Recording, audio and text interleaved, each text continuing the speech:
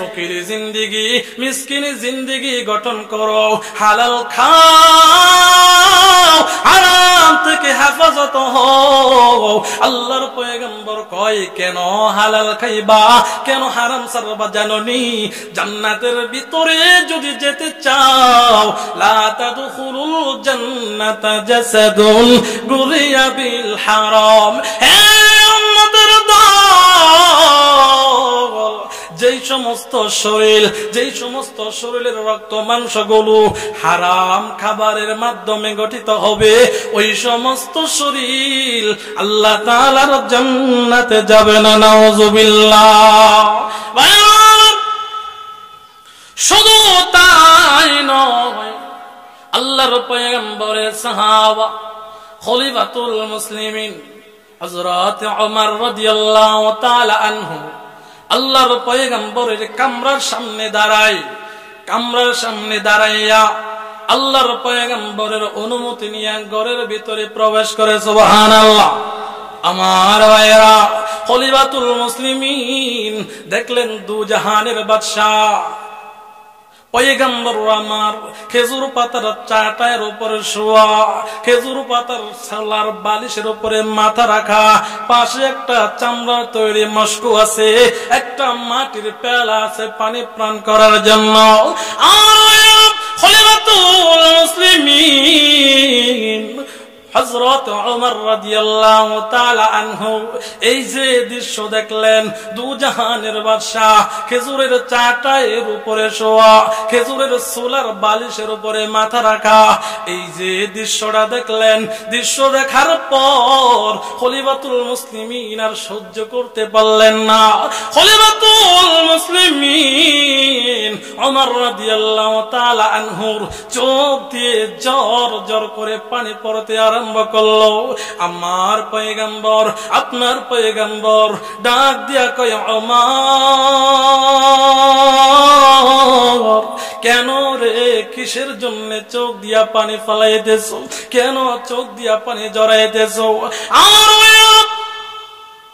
খলিফাতুল মুসলিমিন ওমর রাদিয়াল্লাহু তাআলা আনহু ডাক দিয়া কয়, পয়গম্বর গো, ওই যে পারস্য এবং রোম সম্রাটেরা, তারা দুনিয়ার বাদশা, আখিরাতের কোন বাদশা না। দুনিয়াতের বাদশা হইয়া মকমেলের বিছানা, মকমেলের বালিশ, কত আরামদায়ক সিটের ভিতরে তার শুয়ে থাকে, আরামদায়ক বিছানার ভিতরে ঘুমায়। পয়গম্বর, আপনি তো শুধু দুনিয়ার বাদশা না, আপনি হলেন আখিরাতের বাদশা। দুনিয়ার আখিরাতের বাদশা হইয়া খেজুর পাতার চাটায়ের উপরে ঘুমান, খেজুর পাতার সোলার বালিশের মাথা রেখে ঘুমান।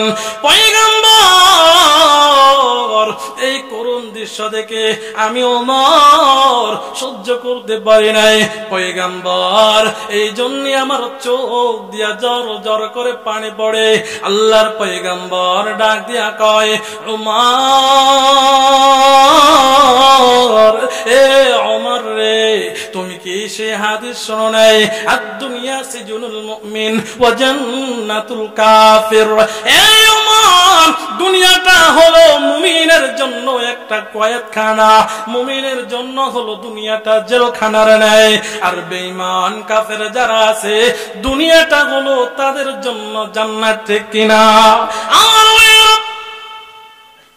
আল্লাহর পয়গম্বর খলিফাতুল মুসলিমিন ওমর রাদিয়াল্লাহু তাআলা আনহুকে বুঝাইলেন, ওমর রে, রোম পারস্যের বাদশা যারা আছে, রোম পারস্যের বাদশারা, দুনিয়াটা হলো তাদের জন্য জান্নাত, আর আখিরাতে তাদের জন্য হলো জাহান্নাম। ঠিক কিনা? এ ওমর, দুনিয়াটা মুমিনের জন্য জেলখানার ন্যায়, কয়েদখানার ন্যায়। দুনিয়াতে মুমিনে তো আরাম-আয়েশ করবে না, দুনিয়াতে মুমিনে তো সম্পদের পিছনে দৌড়াবে না। এই ওমর, দুনিয়াটা ফকিরি জিন্দেগি গঠন করো, দুনিয়াটা মিসকিনি জিন্দেগি গঠন করো, তাহলে আল্লাহ তাআলা আখিরাতের বাদশা বানায়া দেবে। সুবহানাল্লাহ। বলো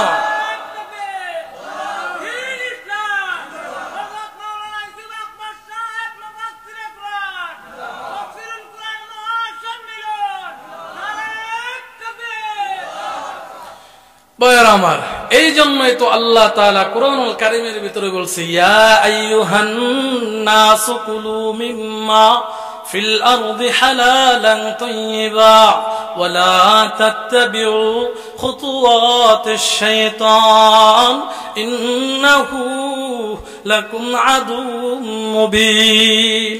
মানুষদেরকে এই জন্যই বলছে, এ দুনিয়ার মানুষেরা পবিত্র হালাল রিজিক খাও, শয়তানের অনুসরণ করিও না, কেননা শয়তান তোমাদের প্রকাশ্য দুশমন। ভাইয়ের আমার, হালাল রিজিক যখন আমি অন্বেষণ করব, হালাল রিজিক যখন আমি উপার্জন করব, তখন অনেক সময় দেখবেন আপনি সমস্যার সম্মুখীন হয়ে যাবেন।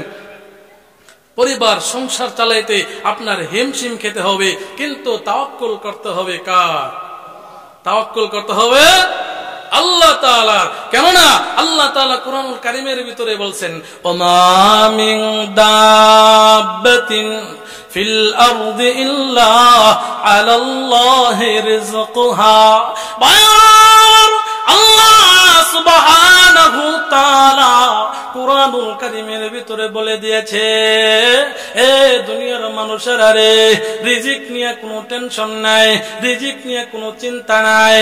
কেননা দুনিয়াতে যত বিচরণকারী প্রাণী রয়েছে, দুনিয়াতে যত কিছু আছে, যার জীবন আছে, তার রিজিকের ফয়সালা কে করে? সুবহানাল্লাহ। আওয়াজ দিয়া কোন কে করে? আল্লাহ। তাহলে ভাইরা আমার, রিজিক নিয়ে কোনো টেনশন নাই, রিজিক নিয়ে কোনো পেরেশানি নাই, রিজিক নিয়ে কোনো চিন্তা নাই।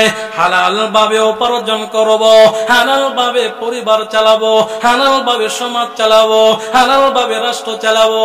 ভাইরা আমার, হালাল ভাবে চলতে গিয়া যখন আপনি সমস্যার সম্মুখীন হয়ে যাবেন, ওই সমস্যার সমাধান করবে কে?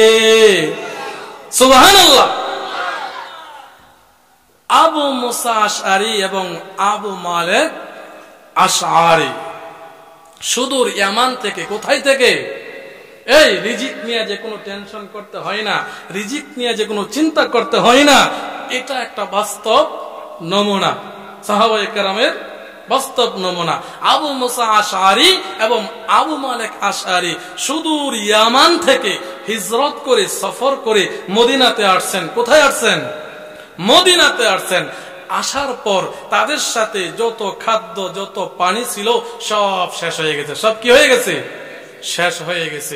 এখন সাহাবায়ে কেরাম পরামর্শ করে একজন প্রতিনিধি পাঠাইলেন রাসূলের কাছে, যে ওই প্রতিনিধি যায় রাসূলের কাছে আমাদের দুর্দশার কথা বলবে, যে আমাদের খাদ্য পানীয় সব যে শেষ হয়ে গেছে, এগুলোর ব্যবস্থাপনা যেন রাসূলে করে।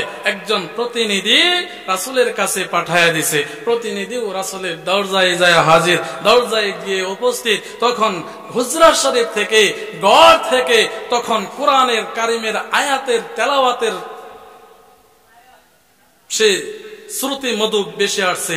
সেই আওয়াজ তার কানের ভিতরে কর্ণ কুহুরে সেই আওয়াজ বেজে গেছে। সেই আওয়াজটা কি, আয়াতটা কি? সে ওই রাসূলের কামরা থেকে আয়াতটা বের হয়েছে, ওমা মিন দাব্বাতিন ফিল আরদি ইল্লা আলাল্লাহি রিজকুহা। সাহাবায়ে কেরাম আয়াত শুনলেই তাদের কি অর্থ বুঝে আসে, ব্যাখ্যা সব কিছু বুঝে আসে। তখন সে বুঝলো, হ্যাঁ, রাসূল কোরআনের কারিমের আয়াতের তেলাওয়াত করতেছেন যে ওমা মিন দাব্বাতিন ফিল আরদি ইল্লা আলাল্লাহি রিজকুহা। পৃথিবীতে যত বিচরণকারী যত কিছু আছে, সমস্ত কিছুর রিজিকের দায়িত্ব একমাত্র আল্লাহ তাআলার হাতে।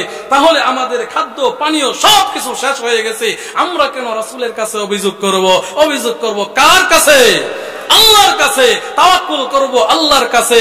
সেই সাহাবা রাসূলের কাছে তাদের দুর্দশার কথা না বলে সে তার কাফেলার কাছে ফিরে যায়। কাফেলার লোকেরা ডাক দেয়, ভাই আমার, আল্লাহর পয়গম্বরের কাছে আমাদের দুর্দশার কথা বলছনি, আমাদের খাবার নাই, আমাদের পানি নাই, এই কথা আল্লাহর পয়গম্বরের কাছে বলছনি।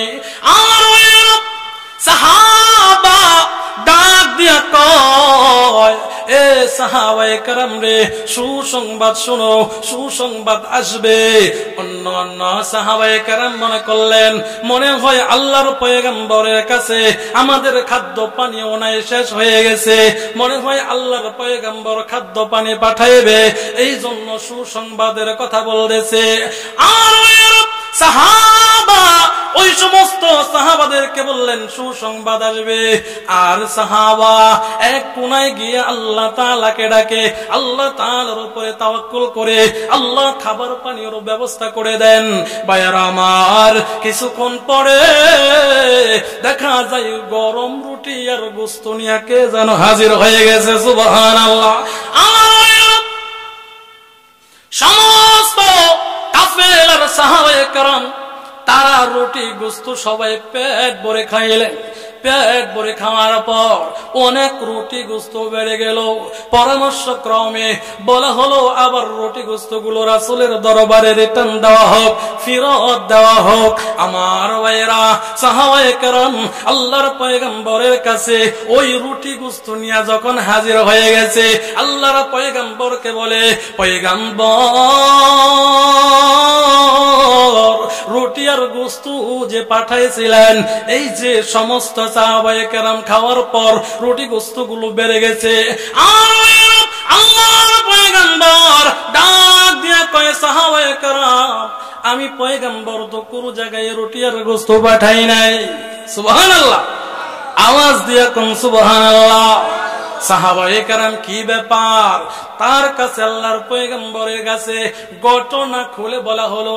আল্লাহর পয়গম্বর কয়, এ সাহাবায়ে কেরাম, ও আমার সাহাবা, তাওয়াক্কুল করেছে আল্লাহ তাআলার কাছে, তাওয়াক্কুল করেছে আল্লাহ তাআলার কাছে, রিজিক চাইছে, পানি চাইছে আল্লাহ তাআলার কাছে।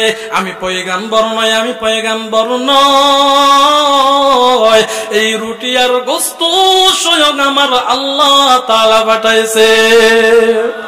তাহলে ভাইয়েরা আমার, সাহাবারে পরামর্শ ক্রমে পাঠাইছে যে রাসূলের দরবারে যাও, যায়া বলো আমাদের জন্য খানা পিনার কিছু ব্যবস্থা করত। আর রাসূলের দরবারে গিয়া রাসূলের কণ্ঠে কোরআনুল কারীমের আয়াত শুনিয়া সে তাওয়াক্কুল করেছে কার উপরে? আল্লাহ তাআলার উপরে। ব্যবস্থা করছে কে? আল্লাহ তাআলাই ব্যবস্থা করছে। সুতরাং ভাইয়েরা আমার, আমি বলবো হালাল ভাবে ব্যবসা বাণিজ্য করবেন, হালাল ভাবে চাকরি বাকরি করবেন, হালাল ভাবে উপার্জন করবেন। সংকট দেখা দিলে এই সংকট নিরসন করবে কে? একমাত্র আল্লাহ তাআলা নিরসন করবে। ভাইয়েরা আমার, কথাটা বলছিলাম যে হালালের ভিতরে বরকত আছে আর হারামের ভিতরে কি নাই? বরকত নাই। আর হালাল খাবার যখন আপনি আর আমি গ্রহণ করব, আপনার আর আমার ইমানের পাওয়ার বেড়ে যাবে, ঠিক কিনা? হকের আওয়াজ দিতে আপনার কোনো দ্বিধাবোধ হবে না, হক কথা বলতে পারবেন, সমাজ হক ভাবে পরিচালনা করতে পারবেন। এটার একটা দৃষ্টান্ত নমুনা হলো দারুল উলুম দেওবন্দের সদরুল মুদাররিসিন ইয়াকুব নানতবী রাহমাতুল্লাহি আলাইহি। উনি বলেন যে আমরা দারুল উলুম দেওবন্দের একজন ব্যক্তি আছে, সেই ব্যক্তির নাম হলো শাহজি আব্দুল্লাহ। সেই ব্যক্তির নাম কি? শাহজি আব্দুল্লাহ। ওই শাহজি আব্দুল্লাহর ঘরে এক বেলা খাওয়ার জন্যে আমরা 1 বছর পর্যন্ত অপেক্ষা করতাম। আর মনে মনে ভাবতাম যে শাহজি আব্দুল্লাহর ঘরে কখন আমাদেরকে দাওয়াত করবে। সুবহানাল্লাহ। সদরুল মুদাররিসিন ইয়াকুব নানতবী রাহমাতুল্লাহি আলাইহি জিজ্ঞাসা করা হলো, হুজুর 1 বছর পর্যন্ত কেন অপেক্ষা করতেন? আরো তো অনেক লোক আছে দারুল উলুম দেওবন্দের আশপাশে। শাহজি আব্দুল্লাহর ঘরে খানা খাওয়ার জন্য কেন 1 বছর অতিক্রম করতেন? 1 বছর কেন অপেক্ষা করতেন? আমার ভাইয়েরা, সদরুল মুদাররিসিন ইয়াকুব নারতুবি রাহমাতুল্লাহি আলাইহি উনি উত্তর দেন, জবাব দেন, এই দুনিয়ার মানুষেরা রে, এই দুনিয়ার মানুষেরা শুনে রাখো, জেনে রাখো, এই যে সাহাজি আব্দুল্লাহ আছে, তিনি কাঁচা ঘাসের ব্যবসা করে 6 পয়সায় একটা আটি বিক্রি করে 2 পয়সা নিজের সংসারের খরচ লাগায়, 2 পয়সা এতিম গুরবা তাদেরকে সাহায্য করে, আর 2 পয়সা সারা বছর জমায়া জমায়া বছরে 60 টাকার উপরে হয়। এই 60 টাকার উপরে দিয়া দারুল উলুম দেওবন্দের আসাদিজে কেরামদেরকে দাওয়াত করে।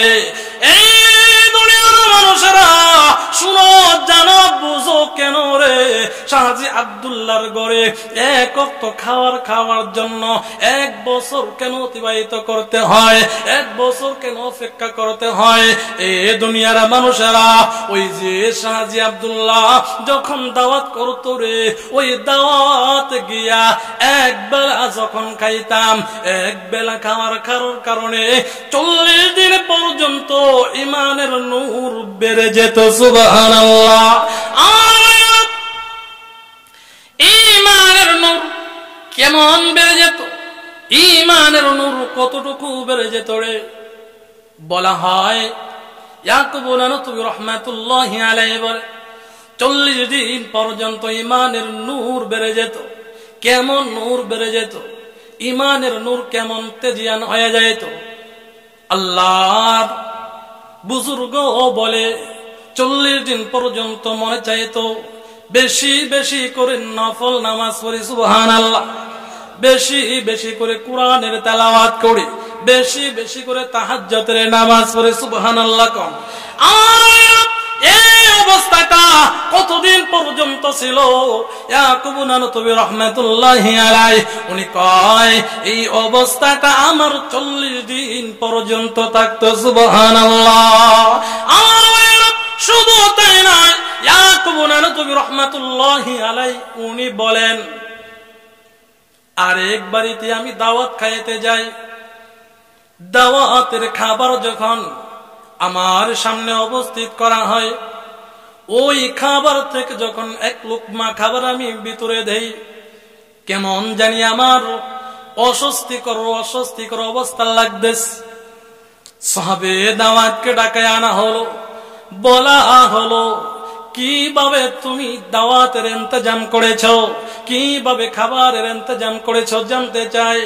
ভাইরা আমার, সাহাবে দাওয়াত যখন ব্যাখ্যা দিল, ইয়াকুব নানতুবি রাহমাতুল্লাহি আলাইহি উনি বলে ওই ব্যাখ্যা অনুযায়ী জানতে পারলাম তার খাবারগুলো ছিল সম্পূর্ণ হারাম। নাউযুবিল্লাহ। ইয়াকুব নানতুবি রাহমাতুল্লাহি আলাইহি কয় ওই যে 1 লুকমা খাবার আমার ভিতরে চলে গেছিল, এই জন্য আমার অবস্থা 2 মাস, কয়দিন? 2 মাস 60 দিন আমার ইমানের অবস্থা এমন হয়ে গেছিল, ইমান এমন দুর্বল হয়ে গেছিল, মসজিদে জামাত চলে নামাজের, আমার মন চাই তো জামাত চলে যাক, একা একা পরে পরে নেব। আয় হায়, কোরআন তেলাওয়াত করলে বসলে মন চাইতো না তেলাওয়াত করবো না, ভালো লাগতেছে না। যদি মন চাইতো তাহাজ্জুদের নামাজ পড়ি, মনে কেমন জানি বাধা দিত রে, মন কেমন জানি উদাসীনতা হয়ে যাইত। 1 লুকমা হারাম খাবার খাওয়ার কারণে ইয়াকুব নানতুবি রাহমাতুল্লাহি আলাইহি বলে আমার ঈমান দুর্বল ছিল 2 মাস। নাউযুবিল্লাহ। বাবা, তাহলে আপনার আর আমার যদি উপার্জনটা, খাবারটা যদি হালাল ভাবে না হয়, হারাম ভাবে হয় কোন ক্রমে, তাহলে আপনার আর আমার ইমানের অবস্থা যে এখন ইমানের অবস্থা যে দুর্বল। যদি কোনো হক কথা বলি, যদি শুনি যে ময়ার বাজারের এই মোড়ের ভিতরে পুলিশ বসে রয়েছে, আমার জবান দিয়ে হক কথা বাড়িতে না বের হবে না। কিন্তু যাদের বের হয়েছে তারা 2 বছর, 3 বছর, 2.5 বছর 14 শিখের ভিতরে ছিল কি ছিল না, কত নাটক, কত কিছু, শুধু একমাত্র হক কথা বলার কারণে। ভাইরা আমার, যদি আপনি আর আমি উপার্জন গুলো যদি হালাল না হয়, হারাম হয়, তাহলে ইমানের অবস্থা কেমন দুর্বল হতে পারে। এক লোকমা খাবার খাওয়ার কারণে তারা তো বুজুর্গ ছিল, আল্লাহর ওলি ছিল, নিঃসন্দেহে আল্লাহর ওলি ছিল। এই জন্য তারা কি করতে পারছে, জিনিসগুলো আন্দাজ করতে পারছে। খাবারের লোকমা ভিতরে দেওয়ার সাথে সাথে কি ধরতে পারছে যে আমার কাছে কেমন জানি লাগতেছে, খাবারটা কি হালাল না খাবারটা হারাম, ধরতে পারতেছে। এখন তো আমরা ধরতেও পারি না। আমরা জানি প্রকাশ্য দিবালোকে এই লোকটা কি হারামের সাথে সম্পৃক্ত, এর পরেও আমরা তাদের কাছ থেকে কি করি, অনেক সময় সাহায্য সহযোগিতা গ্রহণ করি। সিস্টেম হয়ে গেছে। একভাবে সঠিক সলিড ভাবে যদি চলতে চায় তাহলে অনেক কিছু সম্মুখীন কি হতে হয়। আর ক্ষণে ক্ষণে উলামায়ে কেরাম এমন সম্মুখীন হয়, একটা মসজিদে ইমামতি করলে ওই ইমামের যদি সঠিকভাবে সুচারুভাবে যদি চলতে চায়, সঠিক কথা বলতে চায়, তার ইমামতির মাত্র টাইম থাকে 1 সপ্তাহ বা 1 মাস, এর বেশি টিকে না। কেন? ইমাম সাহেব সঠিক সত্য কথাগুলো যখন বলে, আমি এই মসজিদের সভাপতি সাহেব, আমি এই মসজিদের সেক্রেটারি সাহেব, আমি এই মসজিদের অমুক সাহেব তমুক সাহেব, আমি এই মসজিদের সদস্য, হুজুরের যেই কথাগুলো বলে, সঠিক কথাগুলো বলে, এই কথাগুলোর সাথে তো আমি সরাসরি সম্পৃক্ত। আর হুজুর এগুলো বললে আমার কি লজ্জা লাগে না? তাহলে কি করতে হবে? মূল শেষ করে দিতে হবে, মূল কেটে দিতে হবে। কি করতে হবে? ইমাম সাহেব রাখা যাবে না। অর্থাৎ আমার ভিতরে যে হাজারো দোষ রয়েছে, ইমাম সাহেবরে দেখি হুজুরে কতটুক নামাজের সময় দেরি করে। হুজুরে কি করে? নামাজ 7:30, হুজুর 32 কেন দাঁড়াইলো? এটা হুজুরের দোষ। হুজুর ঠিক মতনের ডিউটি পালন করতে পারে না। অর্থাৎ হুজুর আপনারা চলবে না, চলে যান। এমন হয় কি হয় না? হয়। সমাজের প্রত্যেকটা মানুষ যদি হালাল ভাবে চলতো, হালাল ভাবে সমাজটাকে গঠিত করত, আর প্রত্যেকটা ইমাম সাহেব মহল্লার হুজুরদেরকে, উলামায়ে কেরামদেরকে যদি বলতো আপনারা কোরআন হাদিসের সম্পূর্ণ যে সঠিক হক কথাগুলো আছে আপনারা বলেন, এগুলো আমরা আমল করতে রাজি, যদি এইভাবে বলতো, তাহলে সমাজের ভিতরে কোনো মারামারি, কোনো কাটাকাটি, কারোর সাথে জিদ, কোনো হিংসা থাকতো না। কিন্তু এখন এক ভাই আরেক ভাইকে দেখতে পারে না, আছে না নাই? এক ভাই আরেক ভাইয়ের সম্পদ হয়ে যাচ্ছে, তার ছেলে বিদেশ চলে যাচ্ছে, অনেক টাকা রুজি রোজগার করতেছে, ভাইয়ের সাথে তার মনোমালিন্য থেকে যাচ্ছে। এমন হচ্ছে কি হচ্ছে না?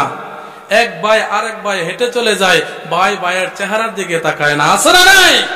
শুধু একমাত্র কারণ আমাদের দিল পরিষ্কার না। আমাদের দিল কিনা পরিষ্কার না। আর দিল পরিষ্কার হবে তখনই যখন আমি হালাল গাঁজা ভক্ষণ করব। ভাইরা আমার, আমরা অনেক সময় বলা বলি করি, হায় হায়, এই যে দেশের ভিতরে এত সমস্যা, দেশের ভিতরে এত রাহাজানি, দেশের ভিতরে এত সংকট, কিন্তু উলামায়ে কেরাম এত দোয়া করতেছে, আমরা নিজেরাও এত দোয়া করতেছি, কিন্তু দোয়া তো আর কবুল হইতেছে না। দোয়া তো আর কবুল হইতেছে না। দোয়া কিভাবে কবুল হবে? দোয়া কিভাবে কবুল হবে? আমরা যেই জবান দিয়া দোয়া করি সেই জবান হচ্ছে নাপাক, যেই পাত্রে আমরা চাই আল্লাহ তাআলার কাছে সেই পাত্রটা হচ্ছে নাপাক। আর নাপাকের ভিতরে আল্লাহ তাআলা কিভাবে দেবে? দেওয়ার কোনো রাস্তা আছে? একটা উদাহরণ দিই, বুঝবেন। এই মহেশের বাজারে যদি কেউ দুধ বিক্রি করে, আর আপনি একটা পাত্রের ভিতরে সেই গরুর গোবর একটা পাত্রের ভিতরে নেন, আর দুধ বিক্রেতাকে বলেন আমাকে এই পাত্রে 5 কেজি দুধ দেন, দিবে? এই দুনিয়ার মানুষই তো এই গোবরের ভিতরে আপনি টাকা দিবেন তাকে যদি বলেন যে এই গোবরের ভিতরে আমাকে 5 কেজি দুধ দাও, দিবে না। যে তোমার পাত্র নাপাক, এই পাত্রের ভিতরে দুধ দেওয়া যাবে না, দুধ এখানে দিলে দুধ নষ্ট হয়ে যাবে, দুধের যে গুণাগুণ আছে সব নষ্ট হয়ে যাবে, দুধ অপবিত্র হয়ে যাবে, ঠিক কিনা? ভাইরা আমার, আপনি আমি যদি হারাম খাদ্য গ্রহণ করি, আমার জবান অপবিত্র হয়ে যায়, আমার দিল অপবিত্র হয়ে যায়, হাত আমার পা সব কিছু অপবিত্র হয়ে যায়। অপবিত্র যখন জবান দিয়া, অপবিত্র হাত দিয়া যখন মাওলার কাছে বলি, আল্লাহ বিপদের সম্মুখীন হয়ে গেছি, বিপদ থেকে উদ্ধার করো, তখন ওই অপবিত্র জিনিসে আল্লাহ তাআলা পবিত্র জিনিস দিতে পারে না।